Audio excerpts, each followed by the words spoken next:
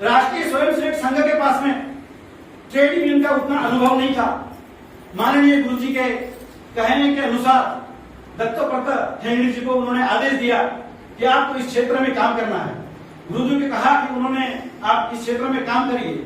उस समय में कांग्रेस के जो इंटक जो था, इंटक से इनको ऑफर आया कि इस संगठन में आप काम करिए।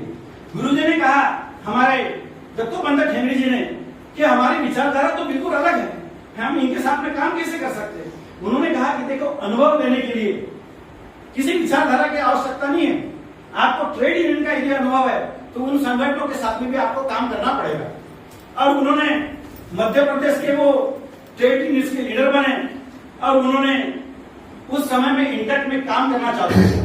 जब एक अच्छा अनुभव हासिल करने के बाद में गुरुजी ने कहा कि इनके साथ में रहकर हम देश के कर्मचारियों के साथ में, देश के मजदूरों के साथ में, वंचित शोषित पीड़ित लोगों के पास हम नहीं पहुंच सकते।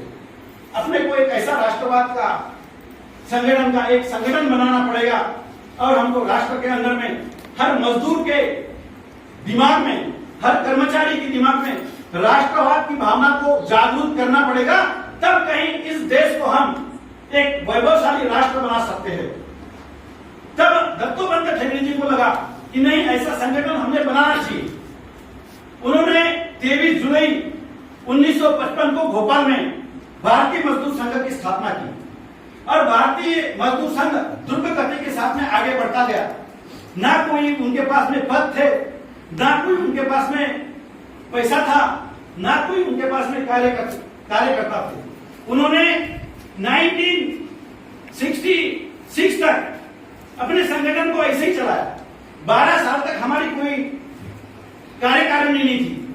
बिना कार्यकारिणी के उन्होंने भारतीय मजदूर संघ को चलाया और देश के कोने कोने घूमके दत्तोपंत ठेंगड़ी जी ने भारतीय मजदूर संघ के विचारों को फैलाया और उन्होंने कहा कि देश के अंदर में हम ऐसा संगठन बनाएंगे जो राष्ट्रवाद की विचारधारा के साथ में चलेगा, जो ऐसा संगठन चलेगा कि राष्ट्र को भी परम वैभव की ओर लेके जाएगा, उद्योगों का भी हित होगा और मजदूरों का भी हित होगा। ऐसे उद्देश्यों के साथ में त्रिसूत्रीय उन्होंने देश के अंदर में कार्यक्रम चलाया और भारतीय मजदूर संघ को वो आगे बढ़ाते गए। अब आपको लगता होगा भारतीय प्रतिरक्षा मजदूर संघ की स्थापना क्यों हुई, क्यों हमने भारतीय मजदूर संघ की स्थापना की। आपको मैं एक बात बताना चाहता हूँ। 1962 में चाइना के साथ में हमने युद्ध किया। हमारे देश के अंदर में वामपंथी विचारधारा का बहुत बड़ा बोलबाला था। जब युद्ध चल रहा था तो युद्ध के समय में देश के अंदर में वामपंथी और साम्यवादी विचारधारा के लोगों ने कि अभी तो बोले युद्ध चल रहा है, अभी सरकार के सामने हम अपना विषय रखेंगे और ऐसा विषय रखेंगे कि सरकार को हमारी जो समस्या है वो समझने के लिए मजबूर होना पड़ेगा। और उन्होंने कहा कि सरकार को अभी हम ब्लैकमेल कर सकते हैं और उन्होंने उस समय में नारा दिया, चाहे जो तुम्हारी मजबूरी हो, हमारी मांगे पूरी हो। और वो जब चलाने के बाद में उन्होंने सरकार के साथ में एक समझौता किया, सरकार को ब्लैकमेल करने का काम किया। 1965 में हमारा फिर चाइना के साथ में युद्ध हुआ, पाकिस्तान के साथ में युद्ध हुआ। पाकिस्तान के युद्ध में भी वामपंथी और साम्यवादी विचारधारा के लोगों ने यही नीति को अपनाया। सत्य दत्तोपंत ठेंगड़ी जी को इसका बहुत दुख हुआ कि राष्ट्र के अंदर में, मजदूरों के दिमाग में जब तक राष्ट्र के प्रति प्रेम जागरूक नहीं होगा तब तक इस राष्ट्र को हम परम वैभव की ओर नहीं ले जा सकते।